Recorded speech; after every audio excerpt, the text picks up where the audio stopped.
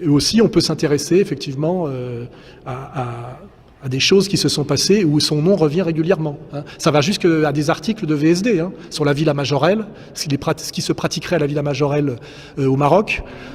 Et quand j'ai dit d'ailleurs au tribunal en plaisantant un peu, je ne me permettrai pas de traiter Pierre Berger de pédophile, d'autres sont morts pour ça. Je rappelle que l'affaire du pasteur Doucet, ça serait intéressant qu'on y revienne. C'était un prêtre défroqué de protestant, je crois, un pasteur, qui organisait des parties fines pédophiles et il aurait fait chanter un certain homme puissant, ami de Frédéric Mitterrand, homosexuel richissime dans la mode. Ce richissime homosexuel puissant aurait demandé à François Mitterrand, président de la République à l'époque, de le débarrasser de ce problème. Les ordres auraient peut-être été mal compris, mais le pasteur Doucet a été ramassé chez lui par un inspecteur dont on a le nom et la date et l'heure, et on ne l'aurait plus jamais revu, mais on aurait trouvé son cadavre dans la forêt quelques temps après. Voilà. C'est l'affaire du pasteur Doucet, qui a valu un certain nombre d'articles écrits à l'époque par Jean Edernalier dans l'Idiot International, qui a valu une enquête de fond de Jean-Paul Cruz, journaliste connu, ancien délégué CGT du journal Libération, et qui a valu aussi des déclarations du capitaine Baril, qui n'est pas n'importe qui, puis il s'occupait de la sécurité élyséenne sous Mitterrand, et qui a un mot un peu couvert pour se protéger, mais quand même assez découvert pour ceux qui connaissent le dossier, a bien rappelé qu'il y avait un lien entre la mort du pasteur Doucet et la supposée pédophilie de monsieur Pierre Berger. Voilà. Monsieur Jack Lang, qui prétendait être candidat à la présidence de la République, que l'on m'arrête à la sortie, si ce que je dis n'est pas vrai, a été compromis dans l'affaire des lieux de vie et dans un lieu de vie tenu par des socialistes qui s'appelait le Choral. Et là, des gamins étaient prostitués à des gens comme Jack Lang. Et un gosse a été trouvé mort, sodomisé, la tête dans un seau de merde, que l'on m'arrête à la sortie si ça n'est pas vrai. Avec des gosses qui avaient entre 4 et 6 ans. Vous savez, quand une petite fille de 5 ans, 5 ans et demi, commence à vous déshabiller, c'est fantastique. C'est fantastique parce que c'est un jeu absolument érotico. Vous me troublez. Oh mais non, à peine parce que vous. Marianne Soubré, maître Soubré. Alors, vous n'aimez pas la meute et je peux le comprendre, mais après on parle de propos qui sont revendiqués et de propos criminels qui sont revendiqués. Simplement, vous pouvez pas, et malheureusement, et je me doute à quel point c'est délicat pour vous, mais on ressort beaucoup de choses en ce moment. Pour moi, pour beaucoup de gens. On ressort beaucoup de choses en ce moment. Pour Daniel Cohn-Bendit, qui a tenu des propos assez ignobles, d'ailleurs, ça, sur des petites filles, qu'il aimait bien se faire déshabiller par des petites filles. Mais vous-même, vous aviez été victime d'une polémique au moment où vous avez écrit votre livre Mauvaise Déjà, vie. le mot victime, j'aime pas beaucoup. J'ai été l'objet. Vous avez été l'objet, voilà. Vous avez été l'objet d'une polémique. Je ne me sens pas une victime. Oui, non, mais à la limite, je préfère que vous en reparliez, et puis après, quitte à ce que la Vous avez été accusé puisque vous parliez de jeunes gens. Vous aviez été accusé à l'époque de pédocriminalité. Dans votre livre, vous disiez que vous aviez une attirance pour les jeunes gens et ça avait été interprété. Oui, mais enfin, dans ce sens-là. Donc, je vous pose la question, puisque que ce soit clair. C'est-à-dire, quand vous dites « je n'aime pas la meute », vous ne dites pas « moi aussi, je comprends ces émois pour les jeunes gens, etc. » Enfin, je voudrais que clairement vous... Qu'est-ce que vous essayez de me faire dire, là ? J'ai pas bien compris votre question. Mais aujourd'hui, si vous voulez, on ressort des propos de personnes qui ouvertement tenaient des propos pédophiles.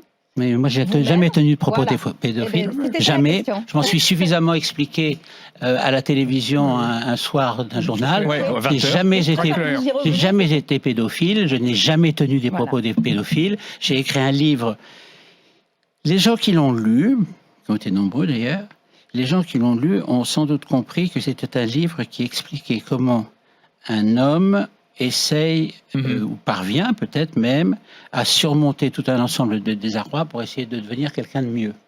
J'ai d'ailleurs repris ce thème il y a 2 ans dans un autre livre que j'aime beaucoup, qui s'appelle « Mes regrets sont des remords », où j'explique que justement toute vie est, pour moi, à mon sens, une tentative pour essayer d'être meilleur. Bon, peut-être que c'est parce que j'ai un vieux fond catholique qui reste, bien que je ne sois agnostique, mais en tout cas, oui, j'essaie de tout raconter ça. J'essaie de raconter que toute vie est un progrès, que toute vie est un progrès. Non, je cherche pas l'absolution, je cherche pas le pardon, et surtout dans des médias que les gens voient, etc. Ça n'a pas de rapport. Mais on pose la question. J'essaye simplement de pouvoir me regarder, moi, dans la glace, en me disant que j'ai pas fait de mal. Au-dessus de 14 ans, c'est dégueulasse. C'est Michael Jackson. Appelle Michael. Appelle Michael. Moi, je vois les journaux, c'est formidable. C'est la dictature. C'est vrai. Tout le monde dit la dictature Ben Ali. C'est vrai, c'est incontestable, c'est la dictature. Excusez-moi, il y a encore 6 jours, Monsieur Frédéric Mitterrand, ministre de la Culture, vous imaginez ce que c'est, disait ce n'est pas une dictature. Et quand on sait quelles sont les activités auxquelles se livrait Monsieur Mitterrand en Tunisie, il aurait dû se taire. C'est ignoble, c'est une abjection, l'attitude de Monsieur Mitterrand. Bonjour Monsieur Soral, tout d'abord merci pour tout le travail que vous faites concernant la manifestation de la vérité. Je me permettais de vous poser la question, que pensez-vous de Karl Zéro et de notamment son travail de dénonciation des réseaux pédocriminels, satanistes, etc. Voilà, bon courage, à bientôt. Là, je peux répondre assez précisément. C'est que Karl Zéro, que je connais pas trop directement, mais on était un peu dans le même milieu dans les années 90, à un moment donné, parce qu'il est père de famille et que c'est tout à son honneur, est monté au créneau sur ce qu'on a appelé l'affaire Baudis, qui est en fait l'affaire Baudis-Allègre. Et en fait, il a eu très vite des biscuits, un dossier sur la question, et il est évident que Baudis était absolument coupable, de ce qu'on lui reprochait, et en plus, il était lié à l'affaire Allègre, et donc responsable de l'affaire Allègre, qui, je le rappelle, était un type qui était, on peut le dire, un serial killer, mais qui avait une impunité incroyable, parce que par ailleurs, il était rabatteur pour des partouzes sadomaso que guidait le sieur Baudis, maire de Toulouse à l'époque, dans ce qu'on appelait le donjon de Toulouse. Voilà, donc on était sur un réseau sadomaso avec de la prédation sur des personnes fragiles qui étaient ramassées dans l'entourage de la gare, et Allègre avait ce rôle de fournisseur, et en même temps il était parallèlement serial killer, et du coup la protection qu'il avait comme rabatteur a fait que la police n'a pas pu empêcher pendant des années, et ça a produit un certain nombre d'homicides, de le mettre hors d'état de nuire sur sa deuxième casquette qui était prédateur et assassin. Voilà, c'est ça le fond de l'affaire Baudis. Baudis s'en est sorti par la puissance des réseaux qui ont, à mon avis, beaucoup à voir avec la franc-maçonnerie, et la haute maçonnerie qui est très mouillée dans la pédocriminalité sataniste, d'où la défense inexplicable, sinon d'un Hollandais par maître Jacques, voilà. Et puis tout ce qui sort en ce moment nous montre quand même, avec Fourniret aussi, les collusions entre maçonnerie et pédocriminalité de réseau et impunité de certains prédateurs, sinon inexplicables. Donc en fait, Karl Zéro a essayé de sortir l'affaire Baudis, et Baudis a juré qu'il s'en sortirait et qu'il aurait sa peau. Et c'est ce qui s'est passé. Baudis a gagné, ce qui veut bien dire malheureusement que les réseaux de pouvoir satanistes sont souvent plus forts que les chevaliers blancs. Là, on peut faire un parallèle avec Trump par rapport à Biden. Je rappelle que Biden est un pédophile aussi, et que voilà, il y a quand même aujourd'hui des évidences qui sortent. Alors que quand je parlais de ça dès 2002, dans Jusqu'où va-t-on descendre, pour ceux qui veulent bien regarder, j'ai fait le boulot depuis très longtemps. Aujourd'hui, le fait que les élites mondialistes soient très liées au satanisme et que l'expression du satanisme soit de façon assez évidente la prédation sexuelle sur les enfants, ça devient de plus en plus clair. On voit en ce moment avec l'affaire Duhamel, et puis derrière l'affaire Jacques Lang, et puis derrière l'affaire Cohn-Bendit, et puis même l'affaire Louvain, dont je rappelle, moi, que j'ai essayé déjà d'en parler il y a des années et des affaires qui sont connues par tout le milieu. Tout le monde sait qui sont ces gens et ce qu'ils font. Simplement, ils sont haut placés, ils ont le pouvoir, et quand vous les dénoncez, rappelez-vous ce que j'ai subi de la part de Pierre Berger. Voilà, ces gens-là ont le pouvoir politique et les tribunaux avec eux. Alors ça bouge un peu en ce moment, espérons que ça veuille dire quelque chose, que ce soit pas simplement un renouvellement de cadres et une manière de virer des concurrents sans aller au fond de la question. Enfin, en tout cas, Karl Zéro a vu sa carrière d'animateur de télé flinguée par Baudis, et il continue donc quelque part à faire son travail de vérité, et puis quelque part à se venger de ce qu'il a subi. Et c'est tout en son honneur. Voilà, c'est ça le fond du problème.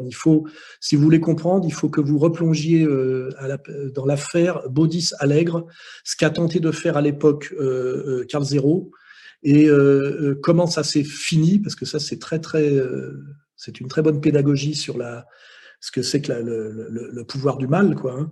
Et pourquoi aujourd'hui, avec les petits moyens qu'il a, parce qu'il a beaucoup moins de moyens qu'à l'époque où il était dans les médias mainstream, il est maintenant plutôt sur Internet, il essaye quand même de mener ce combat qui est à la fois un combat de vérité et du bien, et puis en même temps une revanche sur ce que le réseau Baudis lui a fait subir comme punition pour avoir tenté de faire tomber ce réseau Baudis. Hein, et je rappelle d'ailleurs que quand Baudis n'a pas renouvelé son mandat de maire de Toulouse, c'est un certain Douste Blazy qui a pris la suite. Et Douste Blazy, c'est celui dont parle Luc Ferry, hein, si vous voulez vous intéresser aussi à cette petite histoire, qui d'ailleurs s'est soldée par le silence de Luc Ferry et par son châtiment, hein, à lui, pas à celui qui montrait du doigt. Hein, voilà. Les coulisses de la politique avec Christophe Jacubizzi, enfin coulisses, bas-fond peut-être, hein, de la politique. On l'a dit ici souvent, vie publique, vie privée, la ligne de séparation entre vie publique et vie privée risque de devenir de plus en plus poreuse. Mais cette fois-ci, Christophe, c'est plus grave. Oui, et tout est parti d'une déclaration énigmatique de Luc Ferry, l'ancien ministre de l'Éducation nationale. C'était lundi soir sur Canal+, le mieux c'est de le réécouter. Vous avez un épisode qui racontait d'un ancien ministre qui s'est fait poisser à Marrakech dans une partouze avec des petits garçons. Bon, probablement nous savons tous ici de qui il s'agit. Si je sors le nom maintenant et que je lâche le nom dans la nature, premièrement c'est moi qui serai mis en examen, je serai à coup sûr condamné, même si je sais que l'histoire est vraie. Alors plusieurs choses. Hein. On sort là du débat vie privée, c'est incroyable, du débat vie privée, vie publique. Il ne s'agit pas de vie privée là, hein. Il s'agit d'un crime, d'un délit. Donc évidemment, on doit en faire état. Deuxièmement, Luc Ferry, s'il dit vrai, il est susceptible d'être poursuivi. Parce qu'il y a un article du Code pénal qui sanctionne la non-dénonciation de crime, même d'ailleurs si ce crime a lieu dans un autre pays, en l'occurrence apparemment le Maroc, la justice française pourrait s'en saisir. Deuxièmement, s'il raconte n'importe quoi, il est aussi susceptible d'être poursuivi, attaqué pour diffamation. Bon, d'ailleurs, si la justice fonctionne normalement maintenant, on attend que soit un procureur français s'en saisisse, puisque comme je vous le disais, il n'y a pas de territorialité pour des crimes sexuels, notamment qui touchent les enfants. Et deuxièmement, un juge marocain aussi va pouvoir s'en saisir. Troisièmement, on entend Luc Ferry, il y a aussi un ancien Premier ministre qui est complice de non-dénonciation, puisque c'est par un Premier ministre qui l'a appris. Quatrièmement, il y a aussi la question de la prescription. Est-ce que le crime dont on parle est prescrit ou pas? Alors, un rappel des faits, il y a une loi de octobre 2004 qui prévoit que la prescription, maintenant, elle est de 20 ans après l'âge de la majorité de la victime. Donc jusqu'à 38 ans, si on était victime d'un viol, on peut porter plainte. Comment se fait-il, Christophe, que cette affaire sorte maintenant? Alors, elle ne sort peut-être pas maintenant. Ah bon. Figurez-vous que c'était sur RMC, il y a 2 ans, dans Les Grandes Gueules, Yves Bertrand, l'ancien directeur des renseignements généraux, donc des services secrets, parlait d'une affaire de pédophilie concernant un ministre. On l'écoute. Il est possible que j'ai évoqué auprès de mon autorité hiérarchique, c'était pas la justice. Hein, d'accord, oui, bien sûr. Oui. Je ne suis pas officier de police judiciaire, je n'avais pas l'habilitation d'officier de police judiciaire. Donc il est possible, probable que verbalement j'en ai rendu compte à mon autorité hiérarchique. Je dis bien mon autorité hiérarchique. D'accord. Je n'en dirai pas plus. Mais il n'y avait pas eu de suite judiciaire. Alors il ne s'agit peut-être pas de la même affaire, en tout cas il parle bien d'une affaire similaire dont ses services avaient eu connaissance et il en avait référé aux autorités politiques qui n'avaient rien fait. Mais vous dites quoi en substance, Christophe, ce matin? Qu'un Premier ministre et un ancien ministre s'autorisent comme ça à étouffer un scandale grave? Apparemment, si Luc Ferry dit vrai, c'est le cas, ce qui est quand même inadmissible. Ce qui est sûr, c'est que maintenant, cette affaire ne va pas s'arrêter là. D'abord parce que, je vous le disais, Luc Ferry s'est mis dans un corner et qu'il va devoir en dire plus. Ensuite, que des noms déjà circulent sur Internet. Enfin, que des associations de victimes, d'enfants, vont porter plainte, ce qui est très bien. Au Maroc, par exemple, Najat Anvar, la présidente de l'association marocaine de défense des enfants, dit « touche pas à mon enfant », annonce qu'elle va porter plainte contre X. Et en France, pareil, Martine Brousse, la directrice de l'association La Voix de l'enfant, envisage de porter plainte, et c'est tant mieux. Merci beaucoup Christophe Jacubizzi. Et sur toutes ces questions, on écoutera vraiment avec beaucoup d'attention Rachida Dati, l'ancienne garde des Sceaux, qui sera l'invitée de Jean-Jacques Bourdin à 8h30 sur BFM TV et sur RMC, le showbiz. La morale existant, le tordu ou le pourri qui sortait vraiment de cette morale savait qu'il faisait quelque chose qui n'était pas très droit et qui n'était pas très juste. Comme tout est parti à volo, on en arrive aujourd'hui à ce qu'on prostitue des gamines de 3, 4, 5, 6 ans. Une gamine est morte d'overdose dans un bar en Belgique. C'était la fille d'une prostituée qui l'avait confiée au patron du bar, et le patron du bar la faisait monter. Elle montait avec des clients, Et comme la gamine hurlait trop, eh bien il la bourrait de drogue. L'objectif aujourd'hui pour l'avocat de Marc Dutroux, c'était de réclamer une expertise psychiatrique, la première étape pour obtenir à terme une éventuelle libération conditionnelle. Libération dont on peut fortement douter pour l'instant. J'irais heureusement. Heureusement, il faut quand même se souvenir de ce que cet homme a fait au départ.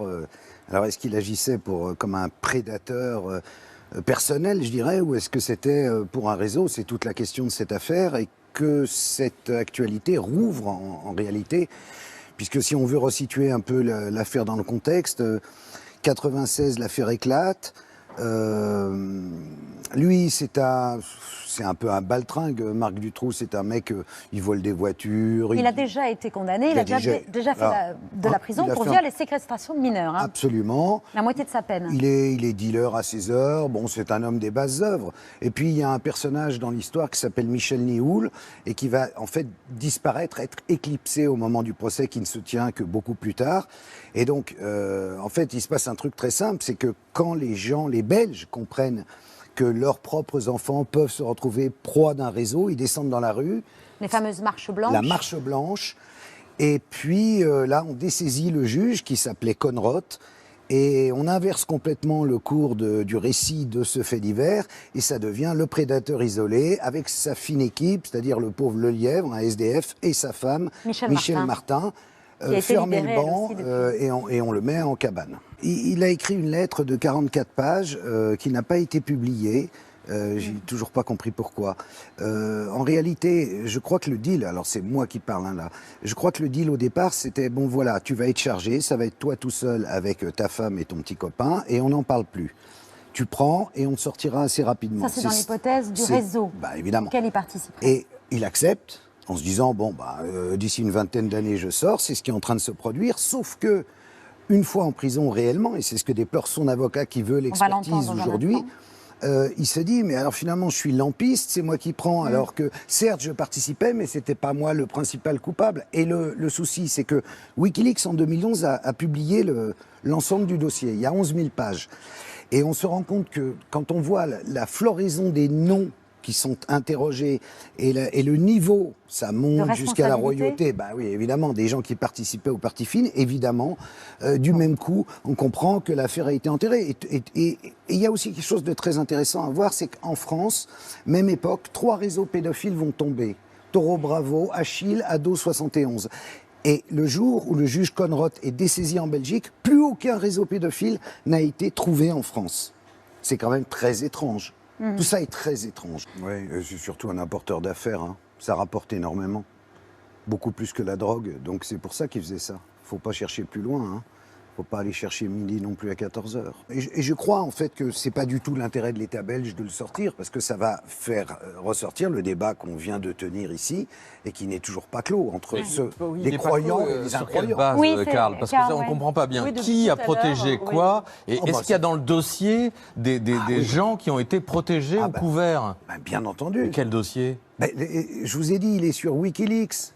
Valentine Arambard, répondez-nous concrètement. Karl, si on sort le dossier Allègre, on trouve le nom de Dominique Baudis aujourd'hui. Bien sûr. Bon, alors, c'est pas parce qu'un nom est dans un dossier que les accusations sont fondées. Des éléments de réponse de Valentine. Non, Valentine, donnez-nous les éléments. Dans le dossier Dutroux, il y a eu d'énormes dysfonctionnements de la justice. Ça a été prouvé. Ça a été avéré. Voilà, il y a eu une commission parlementaire, d'ailleurs, pour dénoncer ces faits-là.